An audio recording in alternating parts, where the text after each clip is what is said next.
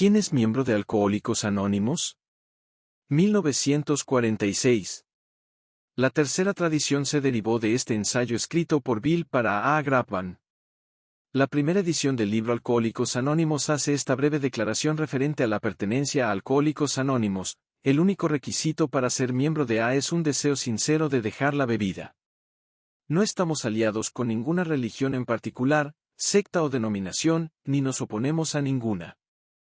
Simplemente deseamos ser serviciales para aquellos que sufren esta enfermedad. Así expresamos nuestros sentimientos en 1939, año en que se publicó el libro. Desde aquel tiempo, se han hecho todo tipo de experimentos con respecto a la pertenencia a AA.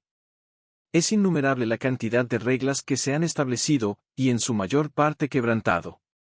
Hace 2 o 3 años, la Oficina General pidió a los grupos que hicieran una lista de sus reglas y que la enviaran a la misma. Después de haberlas recibido, las recopilamos, viéndonos obligados a utilizar muchas hojas de papel. Tras breve reflexión sobre tantísimas reglas, se desprendió una sorprendente conclusión. Si todos esos edictos hubieran estado vigentes en todas partes al mismo tiempo, habría sido casi imposible para cualquier alcohólico unirse a Alcohólicos Anónimos. Unos 9/10 de nuestros más antiguos y fieles miembros no hubieran podido ser aceptados. En algunos casos las exigencias nos habrían dejado muy desalentados. La mayoría de los miembros pioneros de A habrían tenido que ser expulsados por haber sufrido demasiadas recaídas, o porque sus costumbres eran demasiado relajadas, o porque tenían no solamente dificultades alcohólicas, sino también mentales.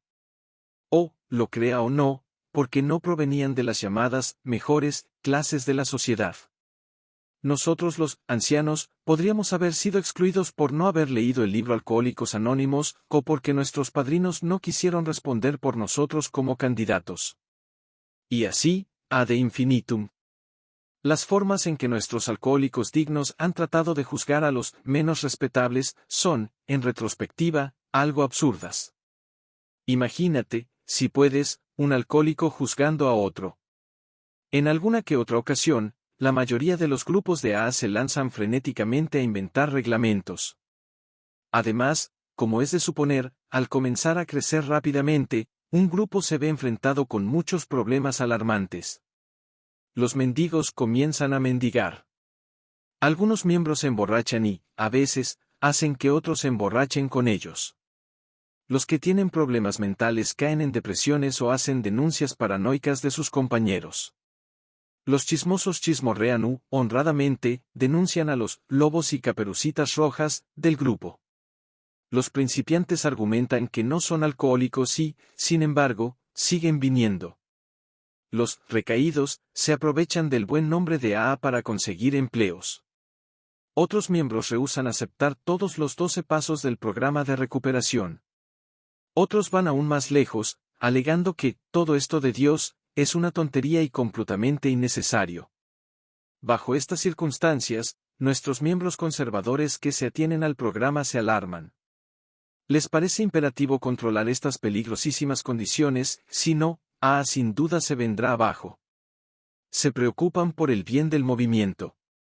En este punto, el grupo llega a la fase caracterizada por la elaboración de reglamentos. Con entusiasmo, se aprueban estatutos, cartas constitutivas, y requisitos referentes a la pertenencia, y se cede a un comité la autoridad para eliminar los indeseables y para castigar a los malvados. Entonces, los ancianos del grupo, ya vestidos de autoridad, se ponen diligentemente a trabajar. A los recalcitrantes, los echan a las tinieblas infernales, los entrometidos respetables tiran piedras a los pecadores. Y, en cuanto a los llamados pecadores, o insisten en quedarse, o forman un nuevo grupo. O tal vez se unen a un grupo más agradable y menos intolerante de su vecindad. Los ancianos pronto se dan cuenta de que los nuevos reglamentos no funcionan bien.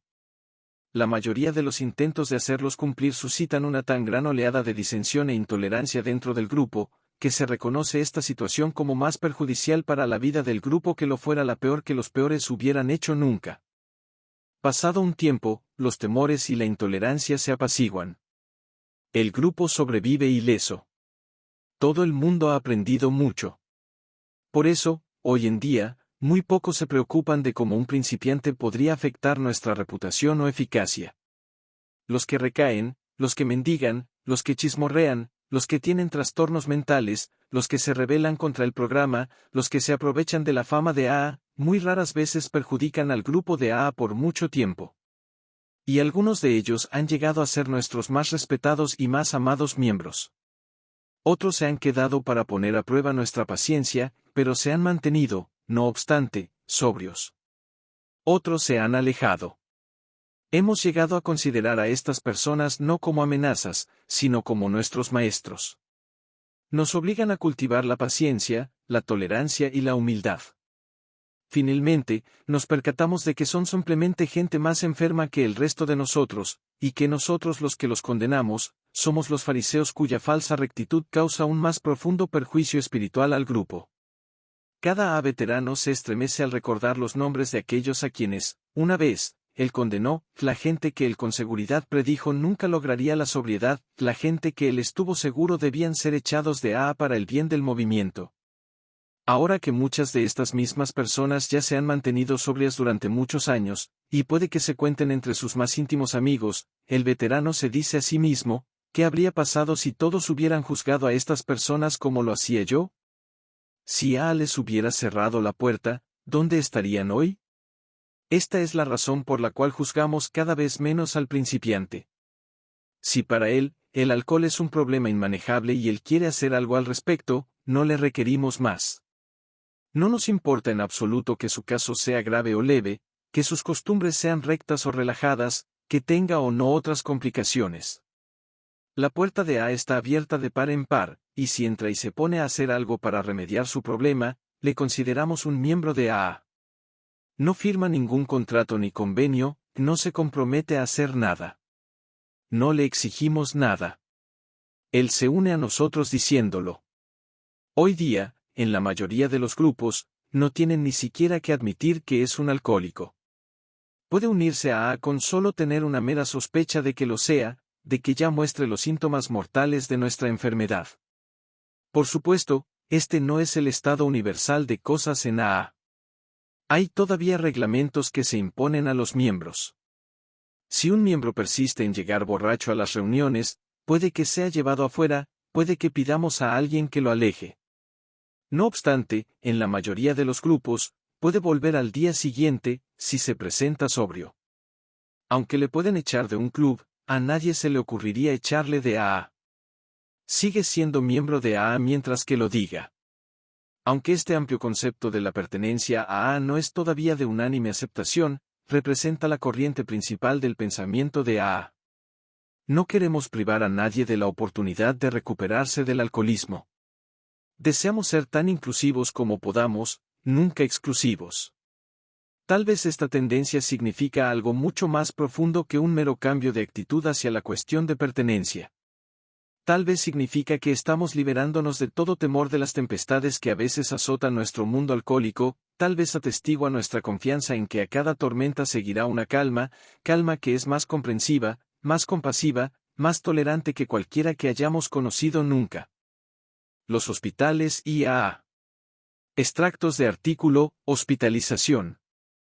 Apropiada, por Bill W., publicado en Grapevine en 1947. Comentarios de base para la sexta tradición. Muchos sanatorios y hospitales privados son necesariamente demasiado costosos para el alcohólico medio. Siendo muy pocos los hospitales públicos, y las casas de descanso e instituciones religiosas a menudo poco disponibles, el grupo medio ha tenido dificultades en encontrar instalaciones en donde se pueden hospitalizar a los posibles miembros por unos cuantos días a un precio asequible. Esta urgencia ha tentado a algunos AA a establecer sus propias estaciones de secado, empleando a gerentes y enfermeras AA y contratando los servicios de un médico que hace visitas periódicas. En los casos en que esto se ha hecho bajo los auspicios directos de un grupo de AA, casi siempre han fracasado. Ha resultado que los AA montan un negocio, un tipo de negocio con el cual muy contados AA tienen la requerida familiaridad. Demasiadas personalidades que se chocan, muchas manos en el plato haciendo garabato, situación que normalmente lleva al abandono de estos esfuerzos. Nos ha hecho darnos cuenta de que un grupo de AA es, primordialmente, una entidad espiritual, de que, como grupo, cuanto menos se dediquen a los negocios, mejor.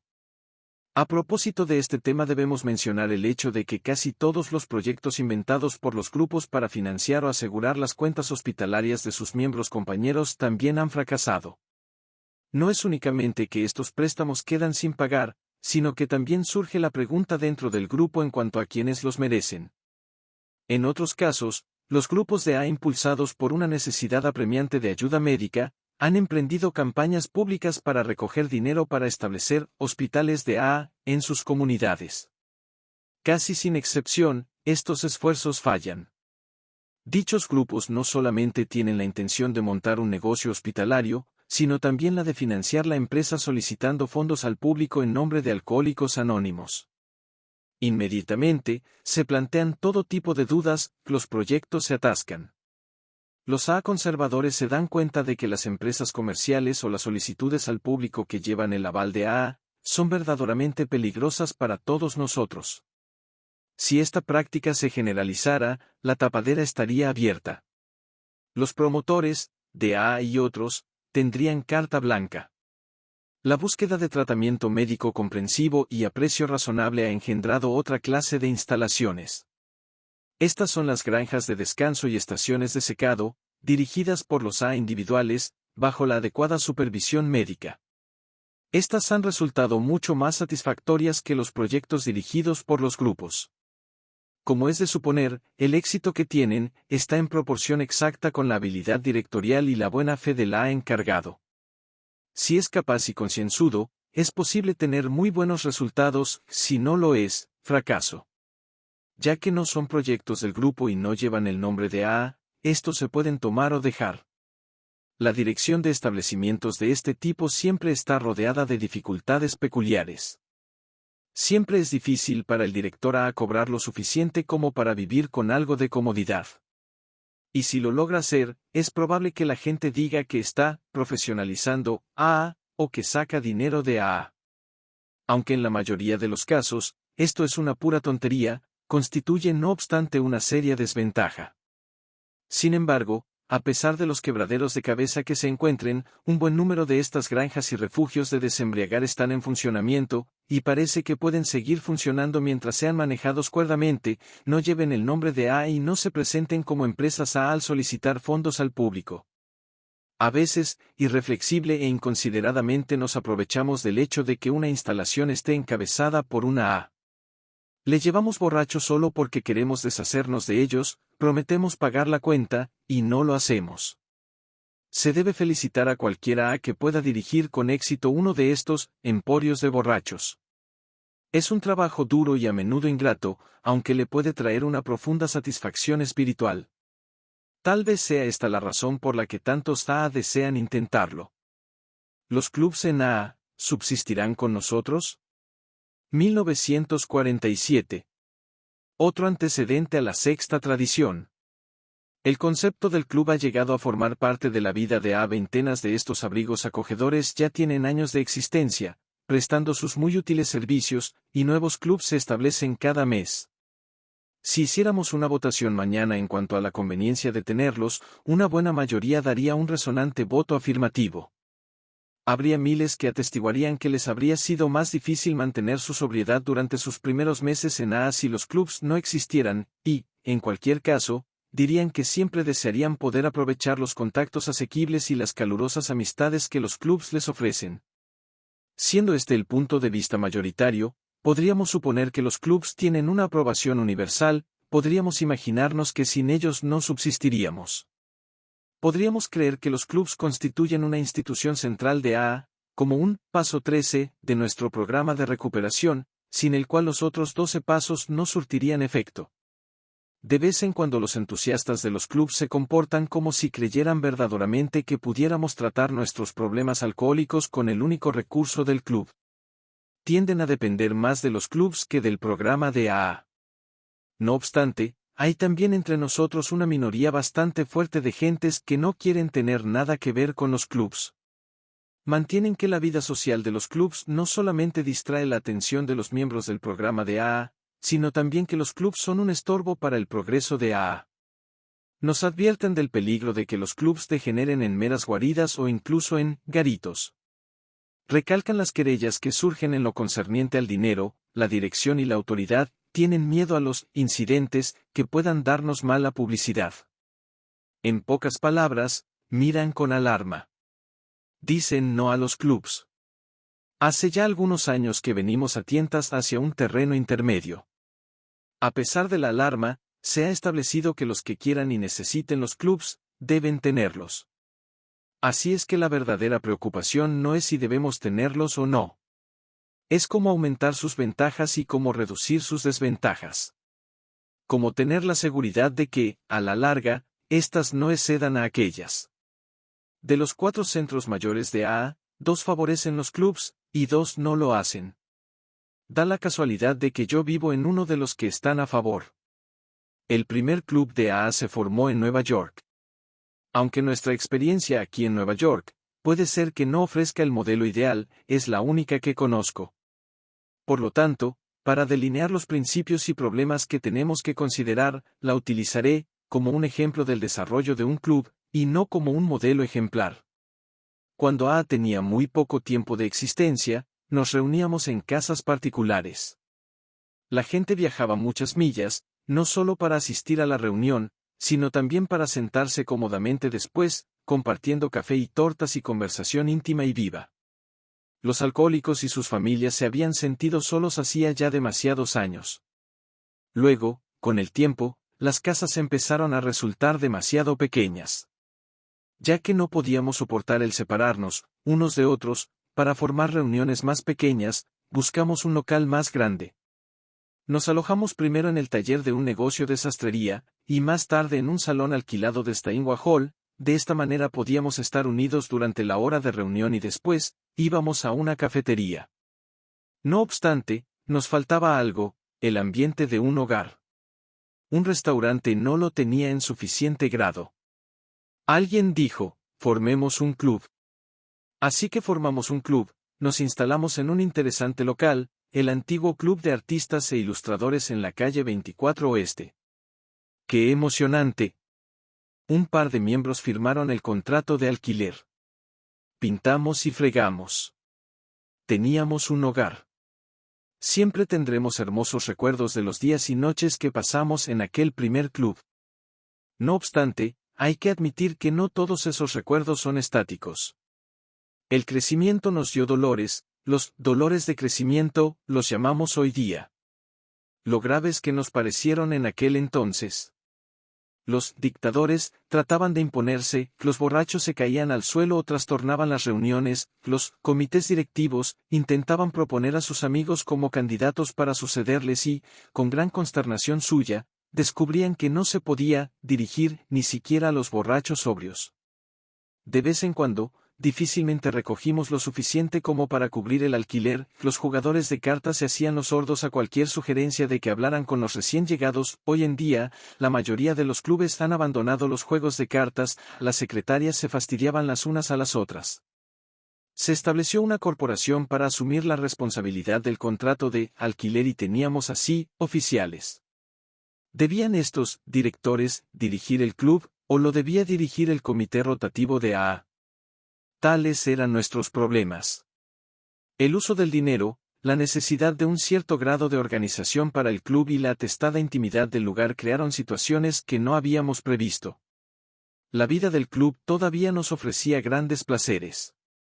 Pero tenía también sin duda sus inconveniencias. ¿Valía la pena los riesgos y las molestias? La respuesta fue sí, ya que el club de la calle 24 seguía en funcionamiento y ahora está ocupado por los AA marineros. Tenemos además otros 3 clubs en esta área, y se está considerando establecer un cuarto. Nuestro primer club fue conocido, por supuesto, como un club de AA. La corporación arrendataria se llamó Alcohólicos Anónimos de Nueva York, S.A. Más tarde, nos dimos cuenta de que habíamos constituido en sociedad el Estado de Nueva York en su totalidad, un error recientemente corregido. Nuestra asociación debía haberse referido únicamente a la calle 24, por supuesto. En todas partes del país, la mayoría de los clubs han comenzado como el nuestro. Al principio, los consideramos como instituciones centrales de AA. La experiencia de años posteriores siempre acarrea un cambio de perspectiva, cambio muy deseable según nos parece ahora. Por ejemplo, en sus primeros días el Club AA de Manhattan tenía miembros provenientes de todas partes del área metropolitana, incluyendo a New Jersey. Pasado un tiempo, decenas de grupos brotaron en nuestros distritos suburbanos. Se consiguieron lugares de reunión más accesibles. Nuestros amigos de New Jersey establecieron su propio club. Así que estos grupos alejados del centro, engendrados originalmente por el Club de Manhattan, comenzaron a atraer a centenares de miembros que no se sentían vinculados a Nueva York, ni por conveniencia, inclinación o sentimiento nostálgico. Tenían sus propios amigos de AA locales, sus propios lugares de reunión de fácil acceso. No les interesó Manhattan. Esta falta de interés les fastidió bastante a los neoyorquinos. Visto que les habíamos alimentado, ¿no era apropiado que estuviéramos interesados? Nos desconcertó su rechazo de considerar el Club de Manhattan como el centro de AA para el área metropolitana. Efectuábamos reuniones centrales, con oradores invitados de otros grupos. Teníamos una secretaria a sueldo que atendía el teléfono en el club, respondiendo a las solicitudes de ayuda y tomando disposiciones para hospitalización para todos los grupos del área. Naturalmente, creíamos que los grupos de los distritos suburbanos debían contribuir al sostenimiento del Club de Manhattan. Los hijos decentes deben cuidar a sus padres.